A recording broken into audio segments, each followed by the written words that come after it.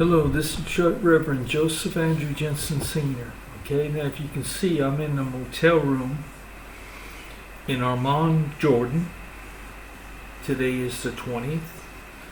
I just paid for 2 more nights because to make a long story short, in 2 nights on July the 22nd, I will be, not in the night, early in the morning at 3:25 in the morning, I will be flying home to Charleston, South Carolina, then to Florence, South Carolina by bus. The plane ticket is paid for. I will leave here at 3:25 in the morning on the 22nd. I will arrive in Charleston at 10:30 the same morning, and I will take a bus, a taxi cab to the bus station, which costs about $7, and then a bus to Florence, South Carolina, which is about $23. Altogether, I'll finally get home. Okay, I loved it here. In fact, coming here, it was a 2.5 hour drive by taxi. I was going to take a bus here, but I was talked and spending almost $100 more just getting a ride here, but he took 2.5 hours. But the taxi cab driver spoke English, and he spoke English to the point that, I mean, he's very good at English. Okay, he barely had an accent. Well, that was just another part of the story about God. How can anybody not believe in God? The coincidences in life, like I told everybody before in their own message, talk to your mother, talk to your father, how they met, the coincidence that took place to make that happen, everything that goes on that created you, and everything that goes on in your life. I told you that when you played in a mud puddle when you was a kid, or playing with a stick. The unborn in you are alive, and they like to play. They're always playing. That's why you're always giggling and laughing at some of the craziest things, because they can get a little crazy. You know, this just makes sense. When I say that when you go someplace, like I went to Petra by donkey, holy cow. You don't think God enjoyed that? You don't think that my family inside me didn't enjoy that? When I give them hands and feet and a mouth, you don't think God's enjoying the dickens out of everything I've been doing? Especially when I speak in tongues. Now the Muslims kind of accept the fact that when I speak in tongues, that's Allah speaking. And it should be. That's exactly right. It's exactly right. Now whether anybody, you Christians that have the gift of tongue, want to debate the fact that when they speak in tongue, that's Allah, or that's God within themselves speaking. They're only giving them out. Well, go ahead and debate it, idiots, because you guys are the ones that stayed silent and read scriptures, like when Paul wrote, "I'd rather speak 5 words of my own understanding than 10,000 words in tongue or from God." Why am I the only one that realizes this? Why am I the only one that... I was shocked at so much that God's told me, and so much I've learned from God.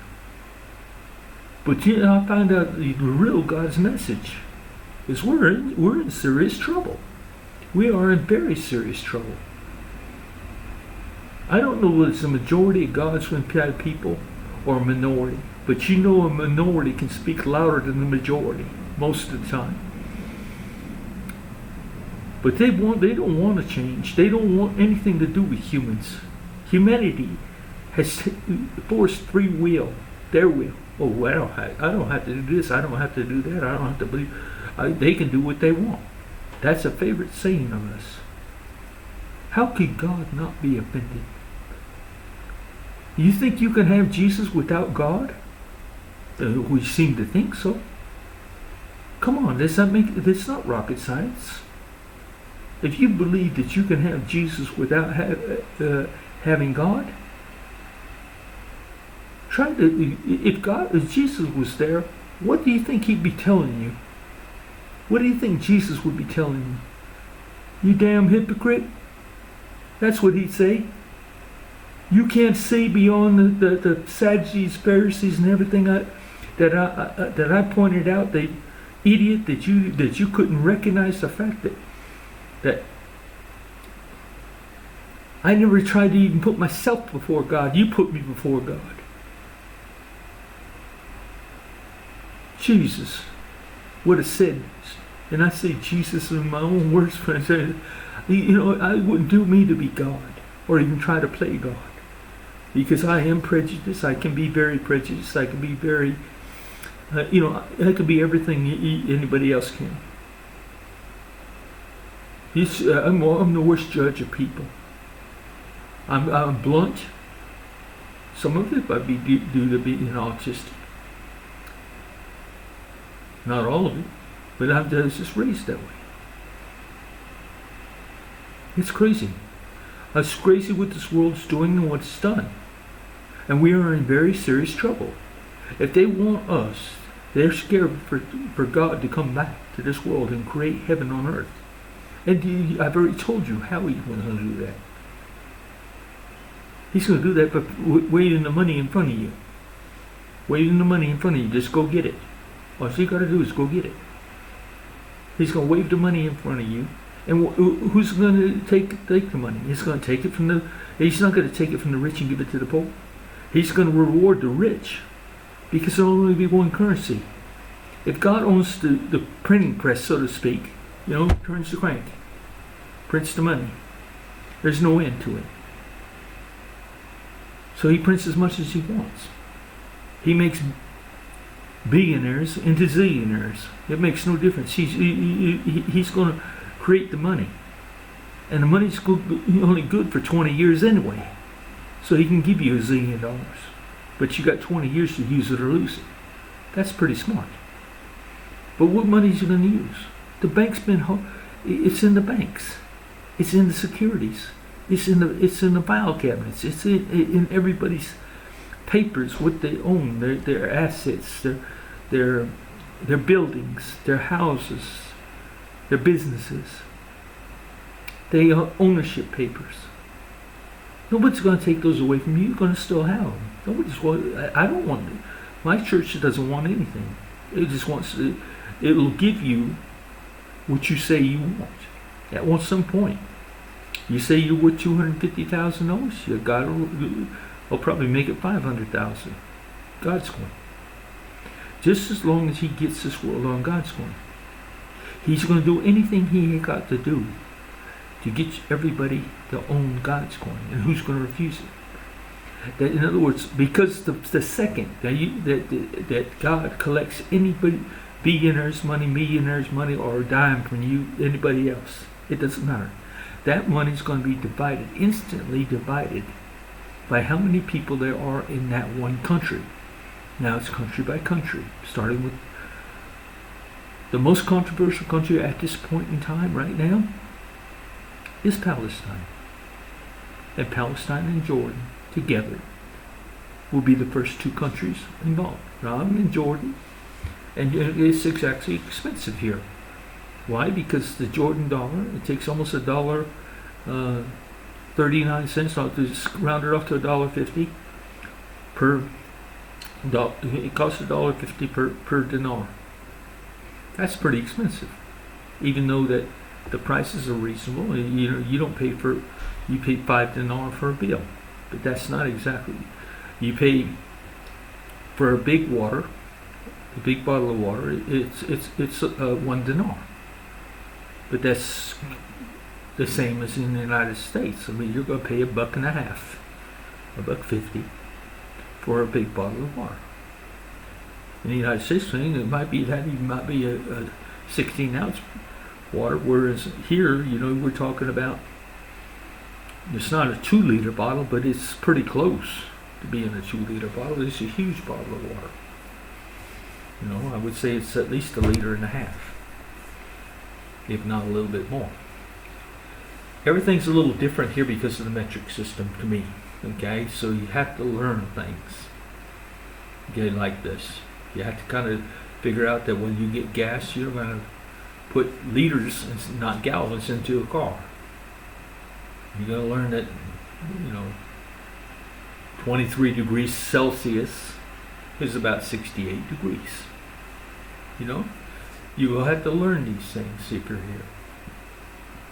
But believe me, you're also talking to advanced cultures. Advanced cultures, even in Africa. We could learn from them. Holy cow, Burundi knows things that the Arabians don't even know. Even though Arabians are very smart in technology and what they do and how they do things, their building and construction and everything is second to none, as far as I'm concerned. But there's so many flies here.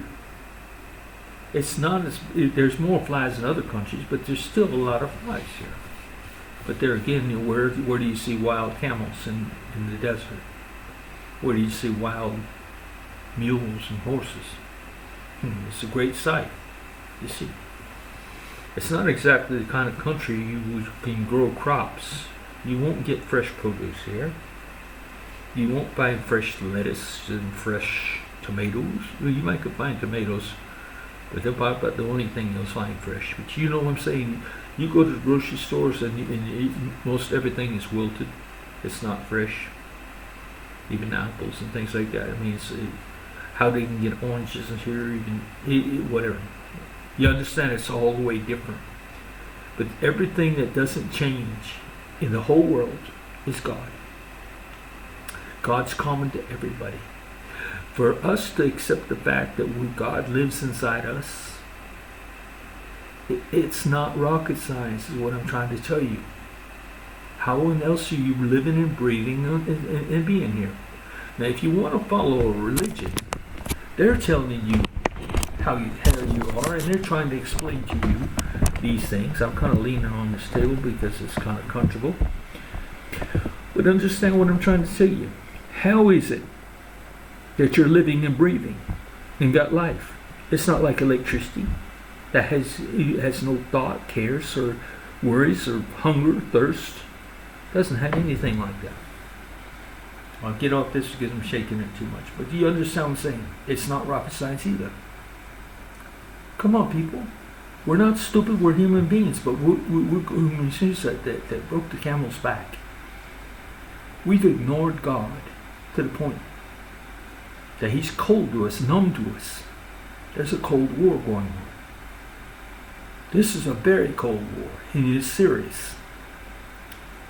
Because some of the gods in people, I don't know how many, they want to leave us to our own destruction. And get this over with. Get it over with so they can start over again. Make a new planet after we destroy this one. And the new generations won't be killing. They won't be thinking about killing, and they'll actually know who God is, and they'll be just like God was walking with them in the Garden of Eden. We could have that now, but we're too hard-headed for that. And we have put God aside and walked on God and forgot about God. He's invisible to the point that God is so cold and doesn't trust us. Remember, we hold God hostage inside us. We hold our DNA, which is our living family, within us. Thy will be done on earth as it is in heaven. Where do you think heaven is? We've been teaching it everywhere but in ourselves. When you die, you're going back to your family. You got your family with you everywhere you go. They live in you. You live in them. Everybody in your bloodline is living in you, and you're living in them. That's proven in your DNA. You want to make sure that is true? Then do something stupid like get yourself in trouble. They can match up your DNA, and they can get you convicted, even put you to death on the evidence that your biological family have a blueprint that they're living within yourself. You can even bring him back to life, just like they did the woolly mammoth. Extinct species, yeah. They pay astronomical amounts of money for a mammoth tusk to try to find one that has enough DNA, live DNA, inside it to create a new. And they have already created mammoths on Earth. They've done that with a few different species. Species of dogs that were extinct, species of birds that were extinct. Yes, we have been ignoring all this, and we could have, for everybody that's been killed, you don't just kill one person, you're killing all your family. You're killing God can't live in you, you're dead. Your family can't live in you, they're dead. Your unborn are not going to be living and partying inside you because you're dead. How more descriptive can you be, and how more ignorant can you be to think that God's somewhere up in the sky, in the air, in another place? Think of how you would feel if you was a child on a school ground that was invisible to everybody. My God, what we've been doing. And to try to convince you people that you could be wrong, the proud of our own free will that created this mess, by claiming free will, thy will be done on earth as it is in heaven. As it is in heaven, as it is in your DNA. Everybody in your DNA follows the will of God. When I went to Petra buy a meal, you know, like I said, didn't you think they loved the fact that I was scared to death? I was scared I was petrified. And all the way I was praying in tongues. You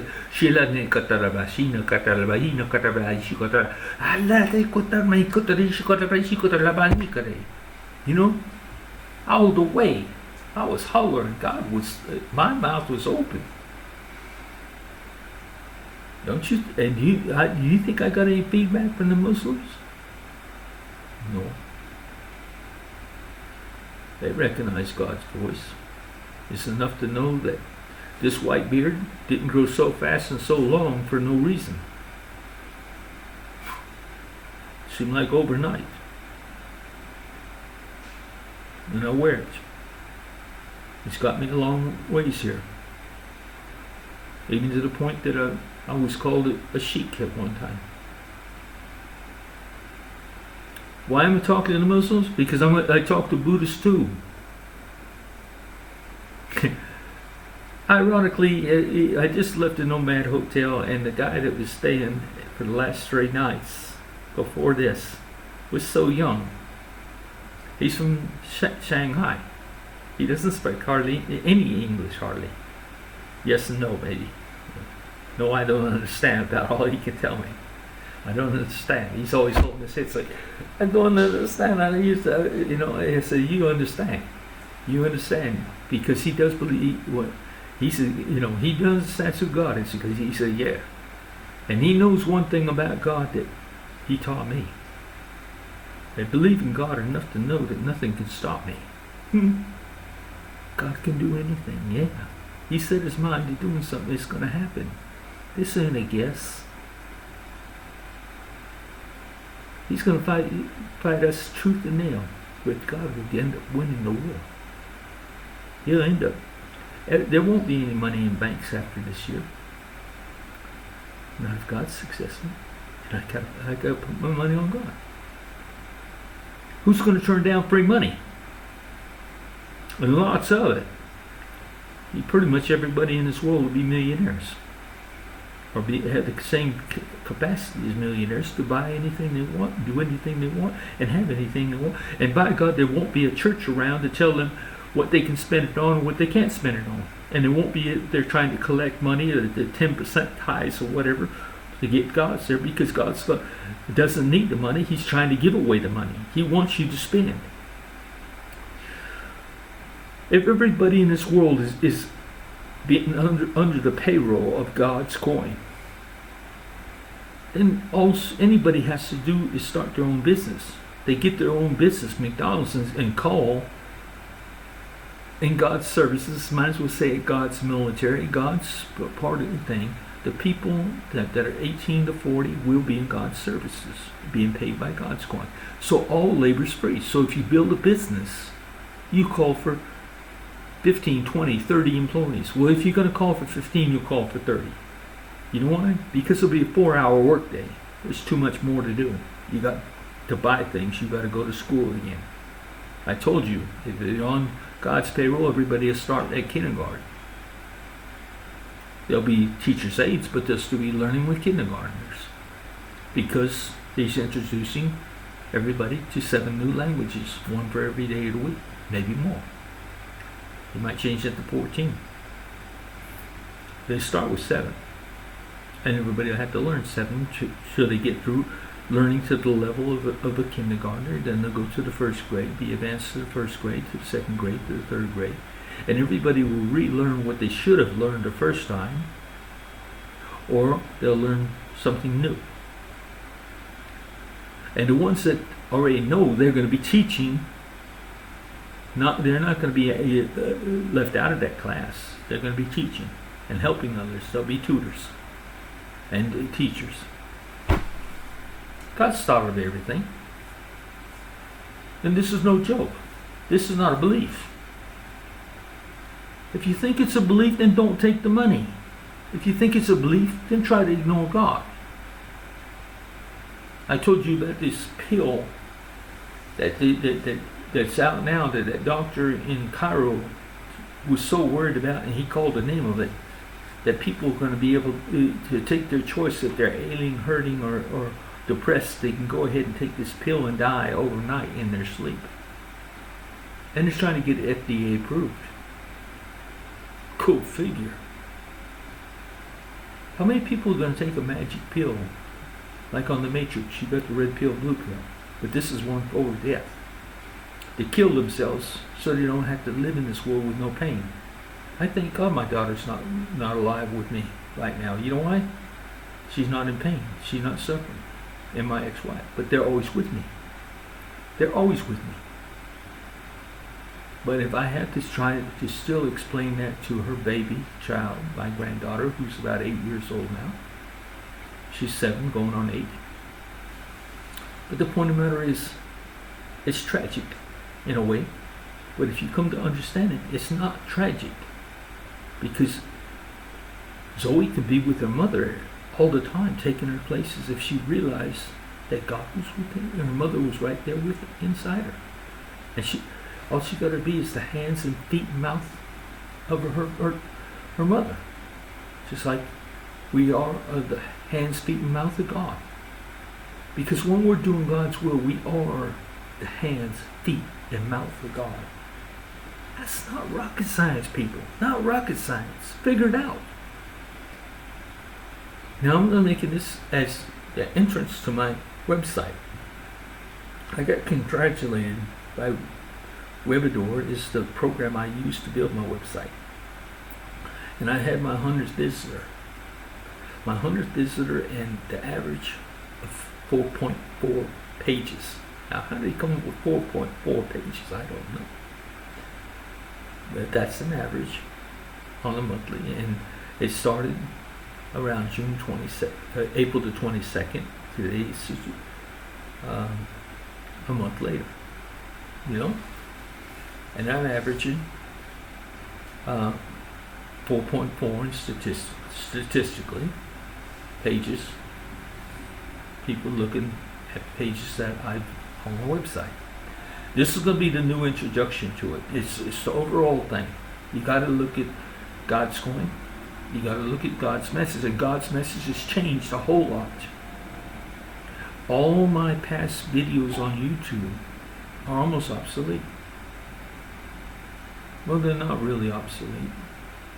But even say the story of Muhammad has changed a little bit. There's more added, more to it. I found out more by talking to the Muslims. And I found out it's true. And I found out more about it. Because I'm here. And it's not there's things that have to, there's thing called the Quran, but it's one thing, but then the Hadith is another. The two are, one was written before Muhammad died, written by Muhammad, and one was an add-on after he's dead. Dead men don't like. So what I'm trying to tell you is, we're not talking about things, we're not listening to things, and we're putting our trust in the books, in the traditions, in the mouths of preachers or teachers that know nothing. How many people know what happened before the flood? How many people knew about Jesus Christ? Paul certainly didn't know anything about Jesus Christ. He was born 5 years after he was crucified. What happened in the year 64 AD? Come on, Christians, look at your book thing and figure it out. If Nero committed suicide in the year 64 AD, and Paul was, I take that back, 64 AD, what happened in 64 AD? Peter was crucified upside down, simple as that. Why was he crucified? And what would happen? Well, I'll answer this. In that event, 64 AD, and he was crucified. He was crucified because they found the writings and the papers of Paul and Mark. He found, could have been up to 22 books of the Bible, which there was only 23. You don't have the books of Bartholomew in the Bible. You don't have the books of even Judas. He was an apostle. Thomas was an apostle. You see what I'm saying? Is there a book of Thomas? No, there's not a book of Thomas. Guess what? There is a book of Judas in the Dead Sea Scrolls that they found. Yeah, that's why the Dead Sea Scrolls were so important. They found out a lot from Judas because he wrote, and they found his writings in the Dead Sea Scrolls.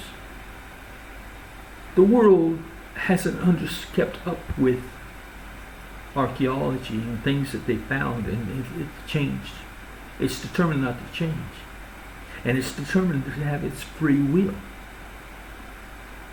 It's determined to keep on going even if they find out they're wrong. They don't like change either. We have destroyed ourselves by destroying God, by killing. We have destroyed ourselves by being self-righteous. Thinking, oh, I got Jesus, I got God.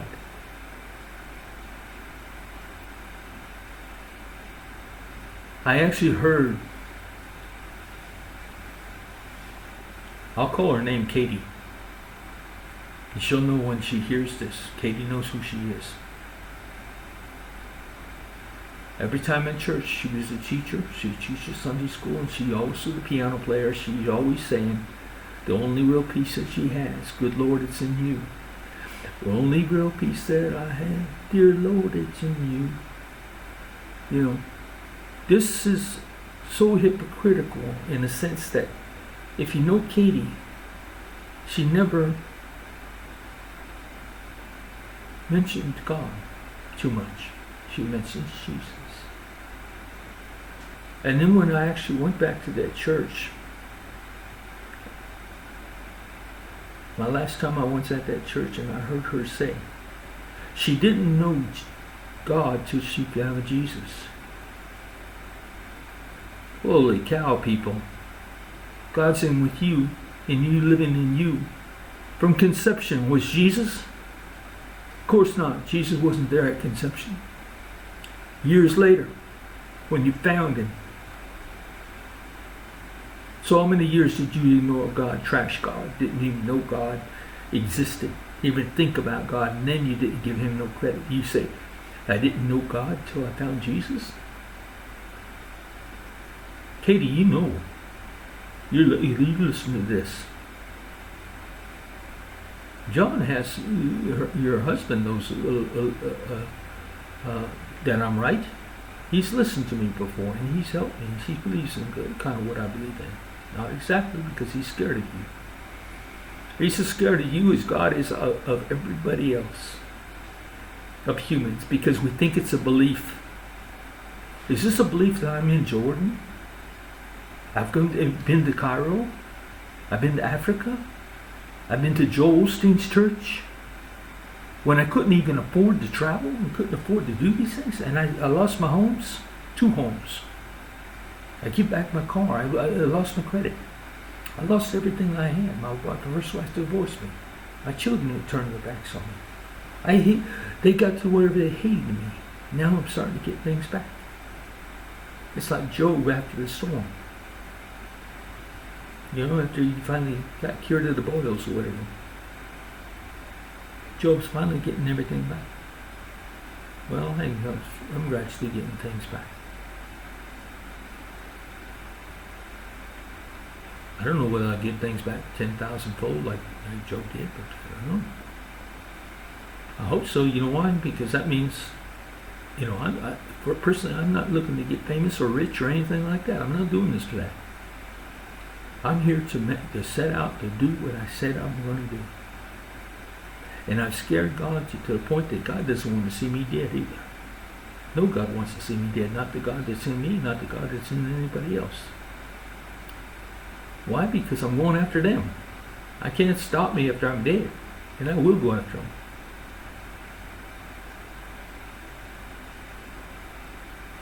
I might love them just like I love my sister, my brothers, my mother, and father. I just like love them, but we can hate each other too. We're always making up and fighting, but we're going to be honest with each other, and we're going to call the kettle black if it's black. You know what I'm saying? We're not going to tell you the blue sky is red, unless it is in the morning by the sun. But we're not going to tell you it's green either. You know what I'm saying? We're just trying to be honest with each other and forthright to each other and say our minds. That's what the new heaven will be about, when we'll be able to discuss with God and not be self-righteous about it. Where God is recognized as a real person that wants to go places and go do things. And when he wants to feel the excitement, he'll put you on a mule to go straight up a hill and straight down. Now, if you don't know what that feels like, to go straight up and straight down on a mule, it's pretty close to flying. The fear when you're falling, or the fear of when you're climbing and you know what is at the bottom. You know, you don't want to let go, for sure. And then when you're going downhill, you're set the fear that you're going to fly over that donkey's head.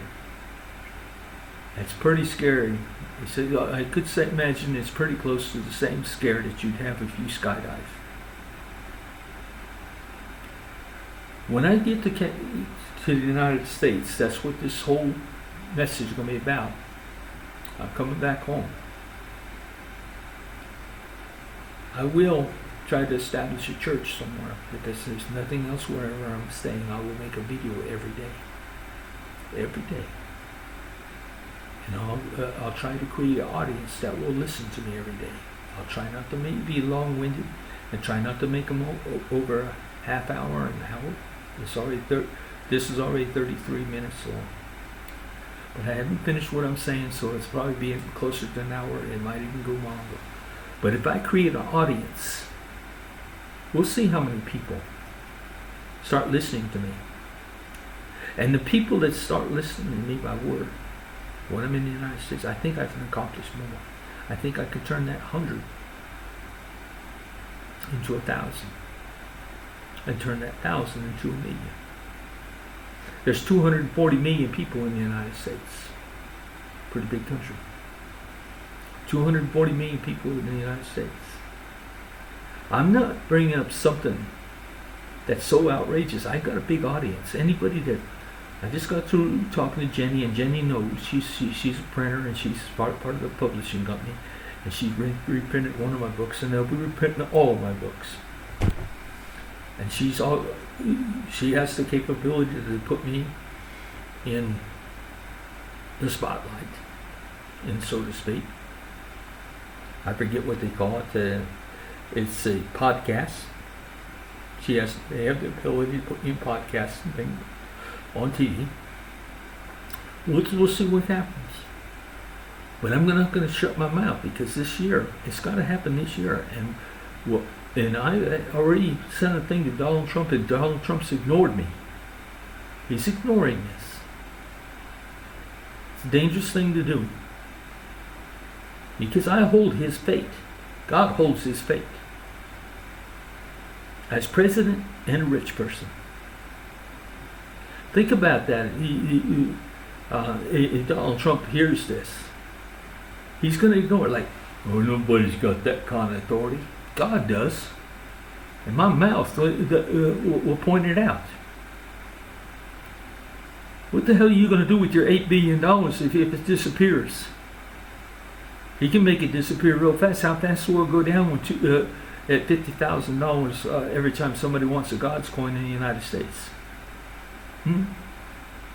Second by second, you guys listen. Jeff Bezos, Satoshi Nakamoto, Bill Gates, Donald Trump. You guys are going to lose $50,000 every second unless you do one simple thing: is invest in God. And he's not going to take away your money. He's not asking for your donations. He's only simply telling you, get your money out of the United States and put it where God needs it. Starting out with Jordan. Buy the Jordans and all four of you, $1 billion apiece. You can afford, Jeff Bezos can certainly afford $1 billion risk. Here's $240 billion. Bill Gates, you got $187 billion. Satoshi's got somewhere in between both. But his varies all the time because Bitcoin changes in the mood. Bitcoin doesn't have an audience of 9 billion plus people. And not only that, so we're not talking about just 9 billion people that are living on this planet right now, or plus. We're talking about all the future generations. That could be turned into a zillion people, you know what I'm saying?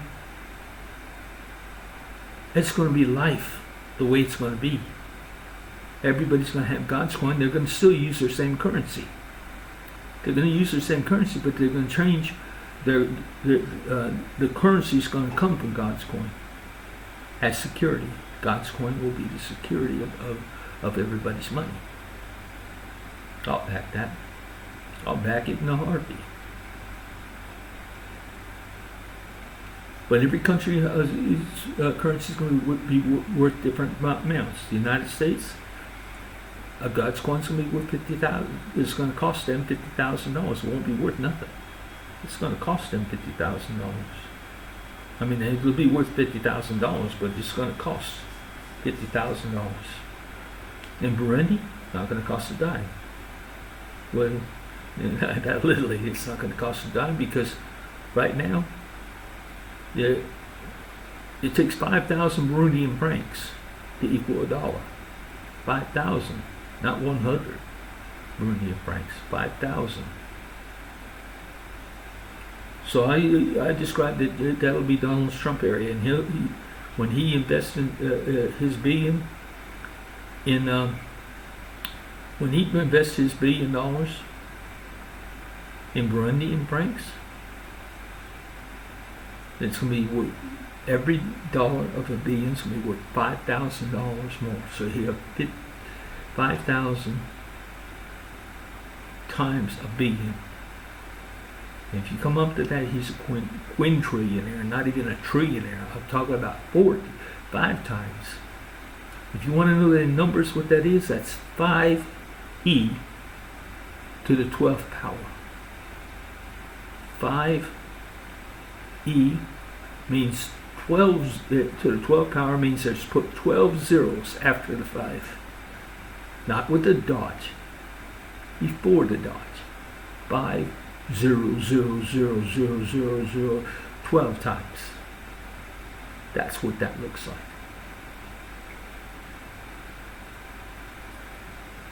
When it comes to that kind of numbers in the United States, and in the United States it's going to be the opposite. It's going to be 0, 0, 0, 0, 0, 5.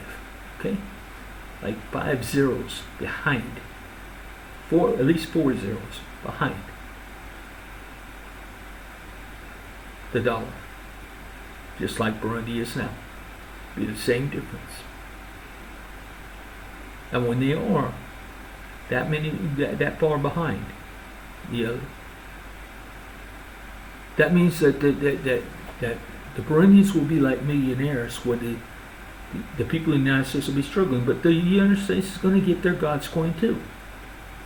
And then what's going to happen? Every 18-year-old, every 40-year-old is going to be in God's service and get paid God's coin. That means all labor is free. Just call for it.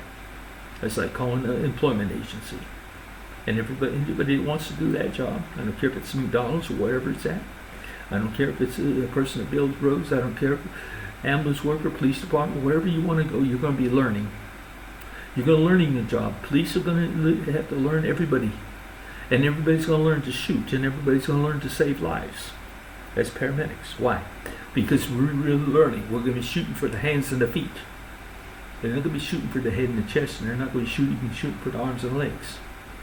Don't take a chance. Hands and feet. So that person can have children again. Even the worst person there is holds a family that's innocent of everything. And unborn children that are innocent of everything. Before any doctor performs an abortion, they will harvest all the eggs of a woman. Before she has a hysterectomy, before she has an operation, they said she'll have it, and this means she can't get her eggs back. They'll just be cryogenically kept for her and others to have. And so every baby has a chance to be born. If you can live a lesbian's life, the chances are you will have your eggs taken and put in cryogenics. Why? Because you're wasting them. You're wasting lives, and those children will be born before an abortion. They will be born. These are things. When I'm speaking, I'm not slowing down, or I'm thinking. I'm telling you what God's putting in my mind to tell you. I told people already, and they know I have the power to hear God. I hear the conversation between God and other gods and other people in conversation. Sometimes I understand what they're saying, sometimes I don't. But I do hear the conversation. Because my God will tell me that conversation, tell me what he just said. He or she just said. I can hear the conversation. I can hear people's prayers. When I was walking down the streets in Cairo, and I seen, especially on a Friday, when everybody was on the prayer rug in the middle of the street praying. You know how many prayers I heard? I didn't hear thousands of people praying, or hundreds like there was. I should say thousands, that was wrong, but there were hundreds, could have been hundreds. 30, 40, 50, 60 people, at least, on prayer rugs, praying. And listening over a speaker in the mosque to a guy preaching. But did I hear the prayers of any? No, I heard the prayers of about 4 people that I couldn't even find. I could hear them, but I couldn't see them. When I heard the prayers of the janitor in the hotel I was at, he was praying in the bathroom with the door closed. Probably on a towel or a prayer rug, but he was down praying on his own, but I heard those prayers. And when I told him about it, I had tears in my eyes, saying thank you. That was God thanking me. Because he was a real believer. When I read the words, I'm trying to think of his name. Rondo, isn't it? But anyway, it's insulting that I can't even remember the name now. But anyway, he knows who he is. When I was read the clerk of the hotel, and Mono, I think. But anyway, when I read his poem, immediately I teared up because God was tearing up. Those were God's words. He knew God. He knows how I started. For 12 years, well actually 20 years, because it's happened, the first time I published a book in 2012. Okay? Now it's 2024, so 12 years ago. I've been listening to God for over 20 years, or over 12 years. And I wrote these books. And that's how I learned how to communicate with God, because every book was just, I didn't have to think about my books. They came to me by inspiration. They just came to me. And I wrote faster than I wrote as fast as I could understand. I didn't have to think about a thought. I was visualizing. My son, my family will tell you I spent days, sometimes 3 days without eating, without sleeping, without doing anything but writing. That's how fast I wrote the books. Because I wrote with so many mistakes, I had to go over and over and edit.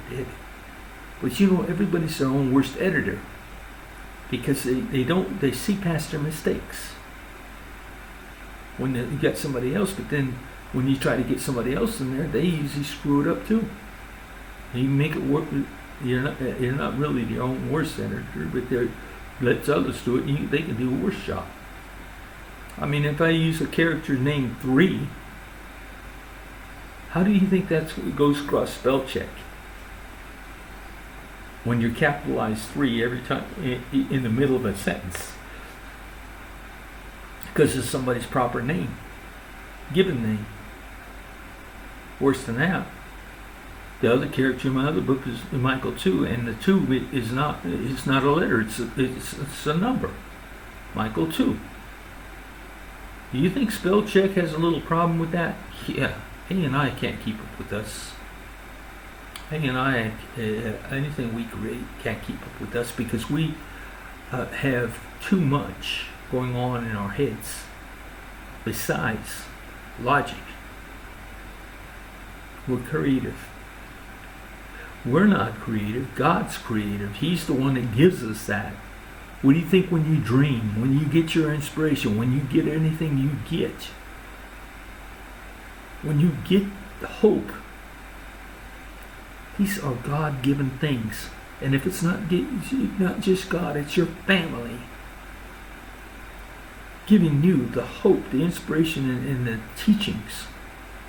I've said before, Einstein didn't get smart on his own. He had his family, but he wasn't smart enough to figure out who God was. Neither was Gandhi, and I already said these things. I can't just repeat everything I've said in the last 30 videos. So I'm going to cut this one off, and this is the very beginning. Please go ahead and look at the YouTube videos. But you're on the website. Yeah, catch this one as I'm saying. This is a YouTube video. I need everybody to go to the website. The website is very easy. Make it one sentence, make it in small case. God's Living Ministry, GodsMessage.com. GodsMessage.com. Go to my website to see where I'm going, what I'm going, and I'm going to start preaching every day. Yeah, I'm going to be a preacher. Why is I going to be a preacher? Because I know what I'm talking about. God's in me. I'm only the hands and feet and mouth of God, and God's got something to say. When I get to the United States, I'll be 365 days a year. The chances of me getting through to Donald Trump by speaking every day for 365 days a year is a lot better than even me staying here. I'm going to do that, even if it's in my own home. I don't really care about audience, because I'll see the audience on my website. Who's listening, who's not. I'll see the numbers. And that's exactly how God's going to work. When everybody, their families go open accounts, and they had to open an account, everybody, even the newborn, to the oldest person in the household has an account. Those were real numbers. Who do you think's going to? They're not going to have to take census anymore. All they got to do is ask me. Because every country and every person has a God's coin account open, from the newborn to the oldest person in the household. And everybody's getting God's coin. They're going to come to me to find out how many people there really are in this world. They're going to come to me to find out everything, but they won't find out their race. They won't find out their address. They won't find out their phone number. They won't find out any marketing tool. All data is not going to be held in the banks if they even divulge anything besides that. They're out of business. It's not going. The data, whole data transfers of anything else, it's going to be gone. If they're even looking for somebody, the police are looking for somebody. The only thing the bank's going to be able to tell you, they might be able to share the picture of you so they can find you, not the address. They might even share their phone number. But that's going to be held in very strict confidentiality between the bank and you.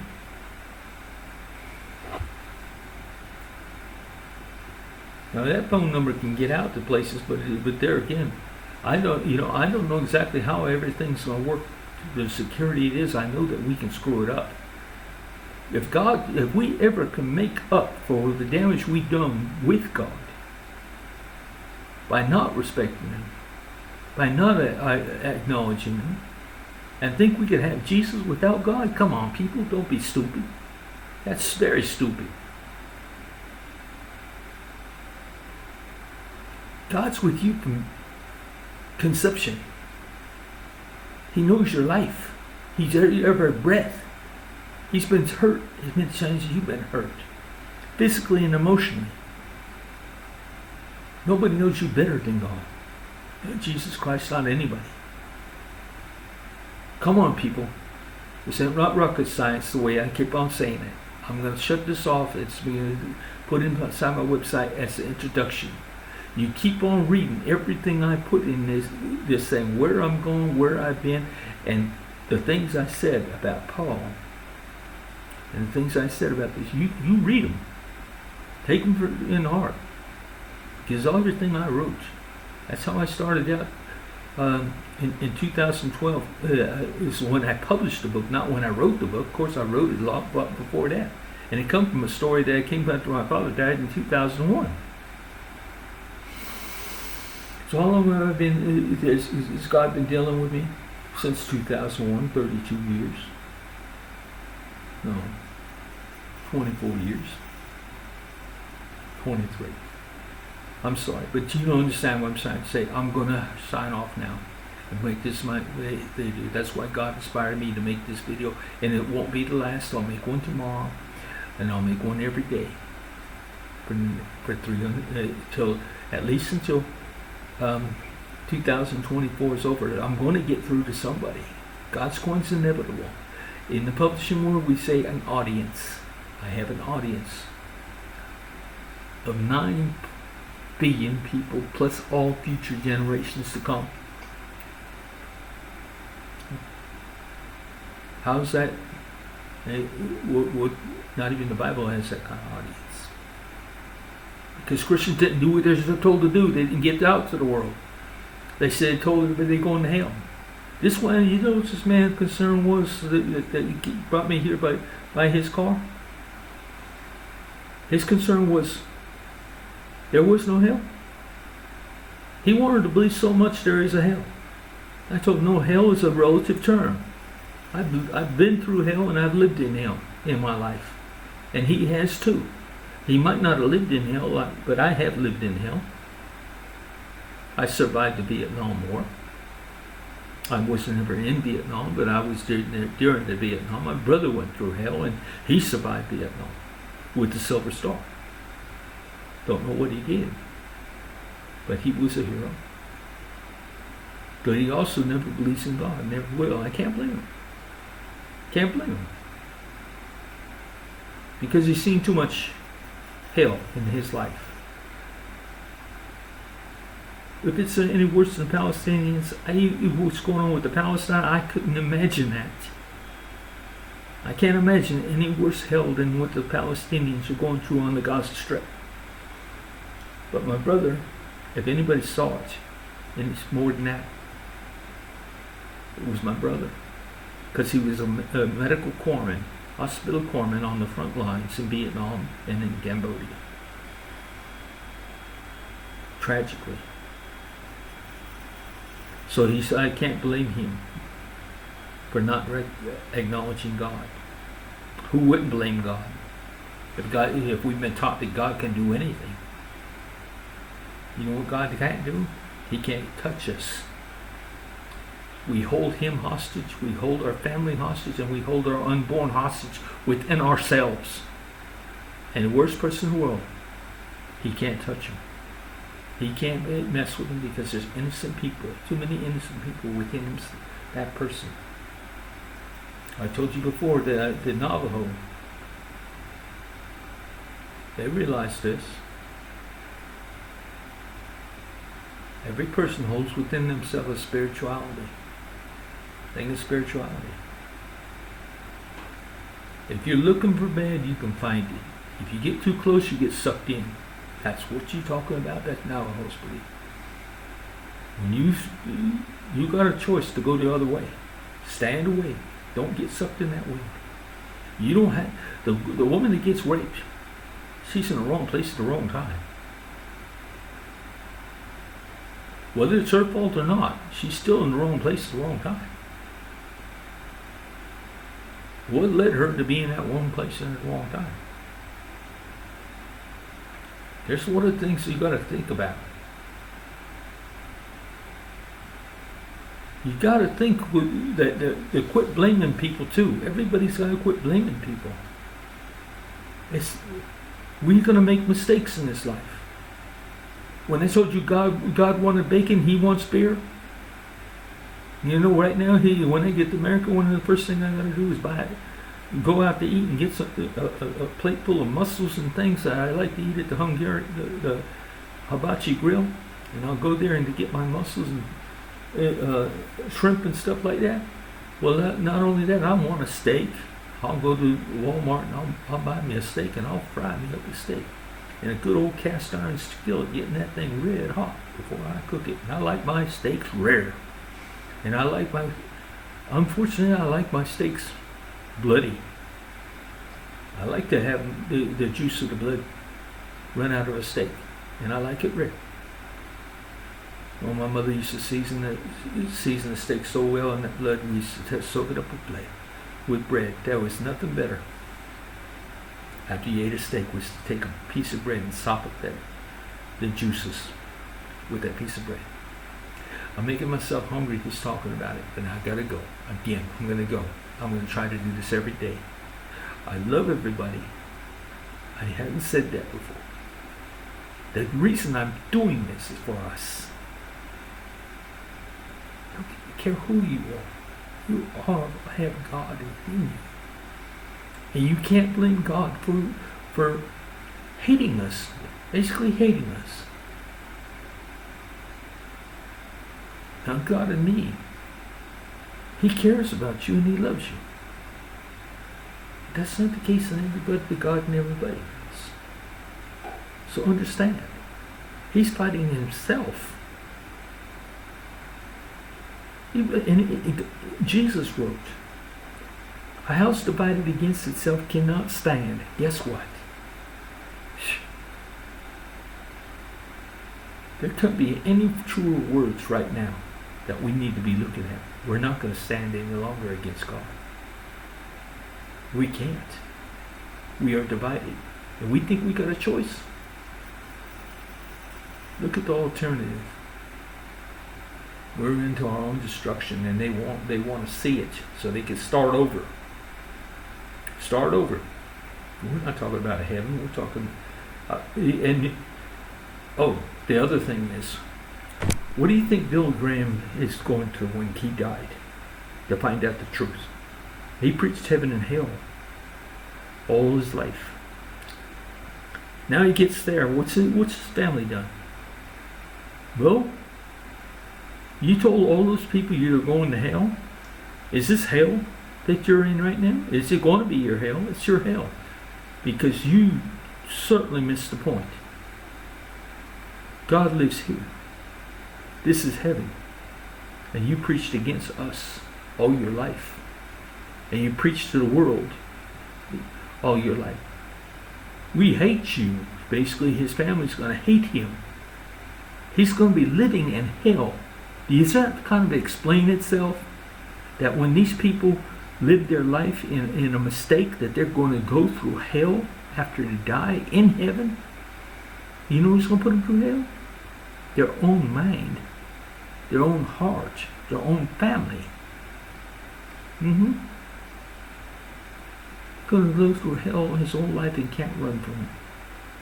Because he can't run from it. He can't even forget it, because either his family's not going to let him forget, he can't forgive himself, and God's certainly not going to let him forget. God's going to mind him every day. Just by being there. He's going to have to give him the looks. He's going to literally go, you're going to go through hell if you're wrong in this life.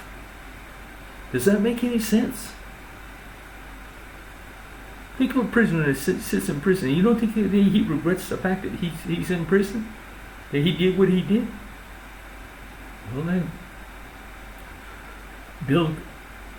Billy Graham, Joe Gregory, James Kennedy, Charles Stanley, guess what? Every one of them is probably going through hell right now. They wish they would have heard this message. They wish they would have heard this message and understood this message. And when I told you, let's go back. I'm going to look at the thing. God's telling me to include this. When I told you in 64 AD, look it up. What happened in 64 AD when Peter was there? Nobody was able to talk to Peter when he's crucified. He's crucified upside down, but he's also to die quickly, but also during that time, he was not allowed to anybody before inside the. When a person was crucified, sitting down on the X-brace on the ground, they died of starvation, or they died of heart attack, or they died of not drinking water. People used to be able to go by and spit on them, and curse them, or whatever, or talk to them. Nobody allowed wanted Peter to talk to Peter. He wouldn't be allowed, because he was going to tell them that Paul was the Antichrist. He's not for Christ, he's against Christ. He's the Antichrist, he's the great deceiver. They would tell him, but they didn't let anybody talk to him to make sure that nobody could hear those words. They also took his father, John, and put him on the Isle of Patmos. Way up like they did with that guy in Papillon. Okay? And Papillon was put on that island like the French island. And he put him up there where nobody could see him or talk to him. They didn't want nobody to talk to John, who found his writings, and they read it and they said, I'd rather speak 5 words of understanding than 10,000 words in tongues. All the time. You read these things of Paul that he wanted to find an interpreter. He even said it was better to prophesy. For somebody to make up something. Tell us something besides speaking in tongues. He's the one that started this thing with prophecy, and I've been to churches that only believe in prophecy. They called themselves prophets. Paul called himself a prophet. Paul proclaimed himself an apostle. Paul proclaimed himself a leader. He appointed himself God. But he was the great deceiver, and he was the Antichrist. Think about it. In 64 AD, they crucified Peter. So they sent them John, Peter's father. John was the son of Salome and Zebedee. Okay? James was John's brother. Peter and Andrew were the sons of Peter? What I'm telling you is Peter was the words. There's the first Peter. There was no second Peter written by thing, because that was when he in 68 AD. Guess what? There was the only reason they avoided a revolution in 64 AD was in 64 AD. They kept John hostage on the Isle of Patmos and says, if you guys do anything, he dies. Your last prophet, your last apostle dies on earth.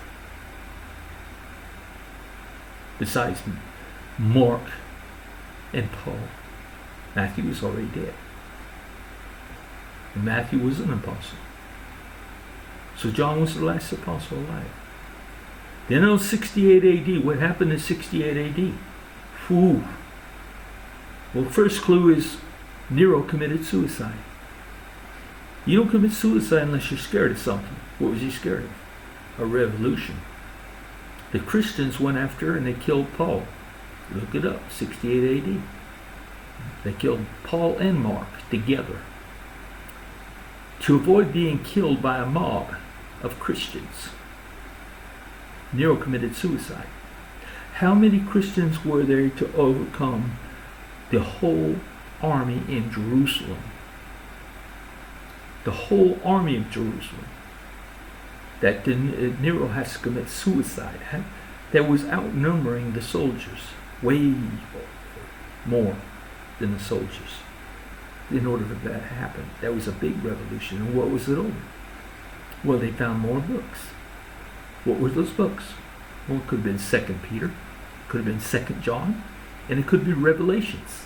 It was probably all three of them, plus the 20 other books in the Bible, or the 17 books, I'd say. All but 3 books were not, or capable of being altered by Paul and Mark. So that puts pretty much the whole New Testament under suspicion. And to write it, and Mark could write it in red writing when he was born 12 years after the death of Christ, or when Paul could write it and he was born 5 years after Jesus Christ was crucified. How is that? Can they write red writing at all? No, the Catholic Church is guilty of just as much by withholding. There's so many books that are written and canonizing, even to the point when the Archbishop of Canterbury was selling forgiveness. His priests and stuff. Yeah.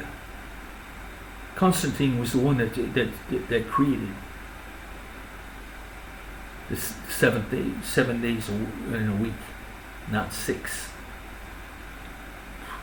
Anyway, so much we're not talking about. We should be going to church.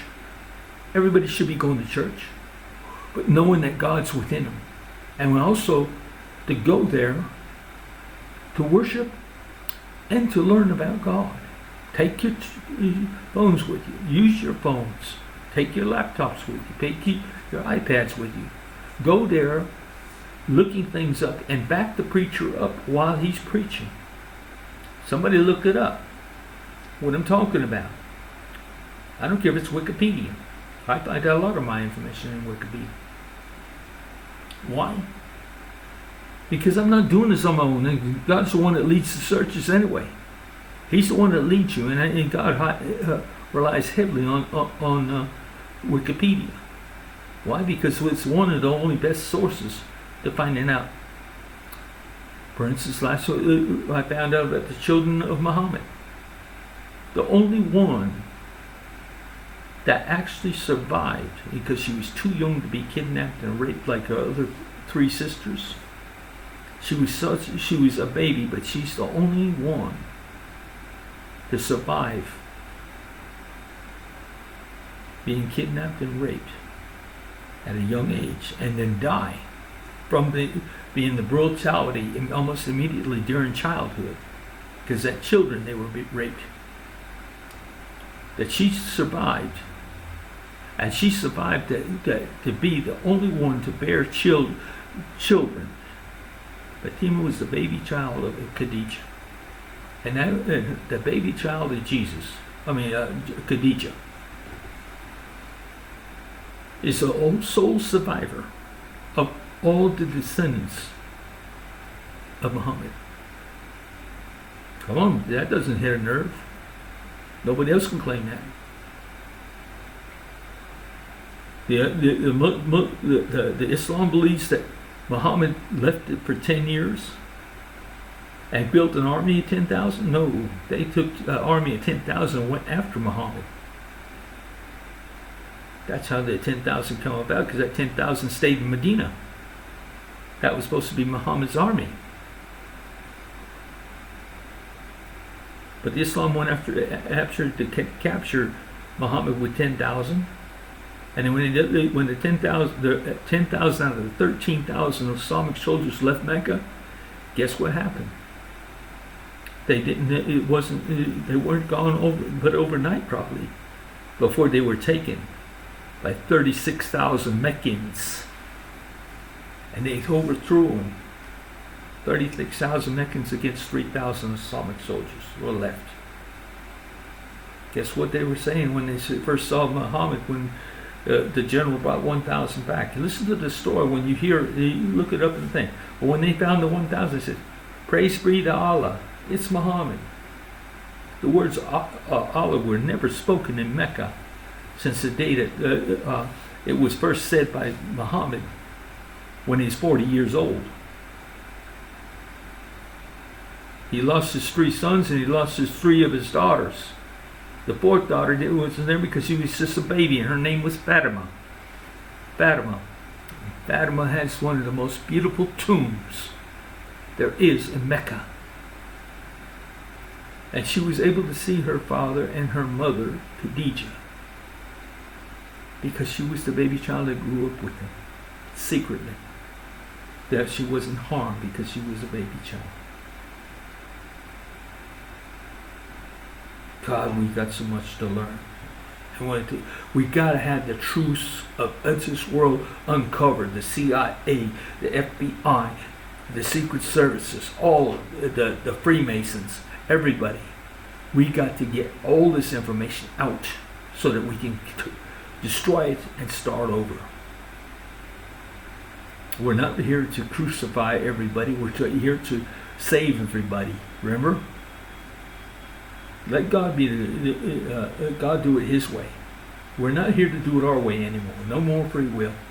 This is God's will be done. Amen. I'm going to leave you at that. I love you all. I'm leaving you be. We'll talk to you tomorrow. Bye.